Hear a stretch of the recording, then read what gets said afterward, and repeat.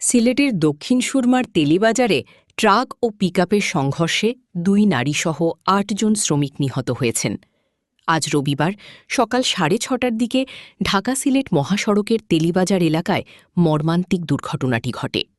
সিলেট ঢাকা মহাসড়কের দক্ষিণ সুরমা তেলিবাজার এলাকায় পিকআপ ও ট্রাকের মুখোমুখি সংঘর্ষে ২ নারীসহ ৮ জন নিহত হয়েছেন। স্থানীয় সূত্র জানায়, একটি পিকআপে করে বেশ কয়েকজন শ্রমিক সিলেট থেকে সুনামগঞ্জে কাজের উদ্দেশ্যে যাচ্ছিলেন। তেলিবাজার এলাকায় পৌঁছার পর উল্টো দিক থেকে আসা কাঁঠাল ভর্তি একটি ট্রাকের সাথে পিকআপের মুখোমুখি সংঘর্ষ ঘটে। এতে ঘটনাস্থলেই ৬ জনের মৃত্যু হয়। হাসপাতালে নিয়ে যাওয়ার পর আরও ২ জনের মৃত্যু হয়। স্থানীয়রা জানান, খবর পেয়ে সিলেট মহানগর পুলিশের উপকমিশনার মোহাম্মদ রিয়াজুল কবির ঘটনাস্থল পরিদর্শন শেষে বলেন, নিহতদের মধ্যে ৬ জন পুরুষ ও ২ জন নারী। দুর্ঘটনার পর ঘটনাস্থলেই ৪ জন মারা যান।